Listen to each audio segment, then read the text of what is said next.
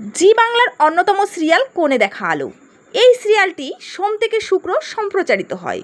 তবে এরই মধ্যে শোনা গেছে কোণে দেখা আলো ধারাবাহিকটি নাকি বন্ধ হয়ে যাবে। তবে ধারাবাহিকটি এমনভাবে কামব্যাক করলো যে গল্পের টুইস্টে মুগ্ধ এখন দর্শকেরা। বর্তমানে টিআরপি তালিকায় সেরা 10-এ নিজেকে ধরে রেখেছে। এই সিরিয়ালে কিছুদিন আগে দেখা গেছে বনলতা সুদেবকে মিথ্যে আত্মহত্যার গুঞ্জন ছড়াতে শেখায়। কেন? যাতে লাজু গ্রামে ফিরে যায় আর পড়াশুনো তার বন্ধ হয়ে যায়।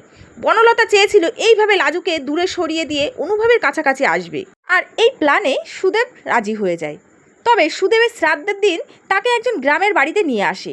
সুদেবকে দেখে চমকে ওঠে বাড়ির সবাই। এদিকে উপস্থিত ছিল বনলতা, অনুভব। সুদেব কেন এই কাজ করলো?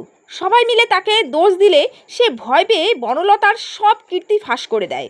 এদিকে বনলতা নিজেকে নির্দোষ প্রমাণ করতে চাইলে লাজু তাকে বাধা দেয়। এরই মধ্যে চ্যানেল কর্তৃপক্ষ তরফ থেকে কোণে দেখা আলো ধারাবাহিকের নতুন প্রোমো প্রকাশ্যে এসেছে।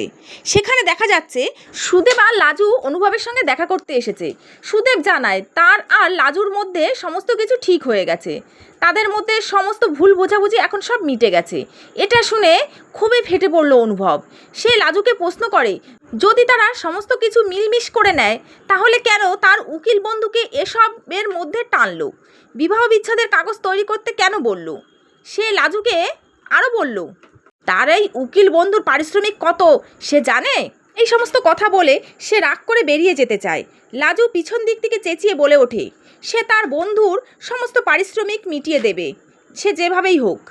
মনের মানুষকে আবার স্বামীর কাছে ফিরে যেতে দেখে, সুখের সংসার করতে দেখে সে কিছুতেই মেনে নিতে পারছে না অনুভব। হিংসা রাগে জ্বলতে থাকে আর রাগের মাথায় গাড়ি চালিয়ে যেয়ে দুর্ঘটনা ঘটায়। এতে কি সে গুরুতর আহত হবে নাকি প্রাণ হারাবে? আর এই গোটা ঘটনা কোন দিকে বাঁক নেবে লাজু ও সুদেবের সম্পর্কে? তবে এই টান টান উত্তেজনার বিশেষ পর্ব দেখতে হলে প্রতিদিন দেখতে হবে 9:30টায় জি বাংলার অন্যতম সিরিয়াল কোণে দেখা আলো। হ্যাঁ, আর সবশেষে বলে রাখি, আপনাদের যদি আমার চ্যানেলটি ভালো লাগে তাহলে অবশ্যই লাইক এবং সাবস্ক্রাইব করে দেবেন।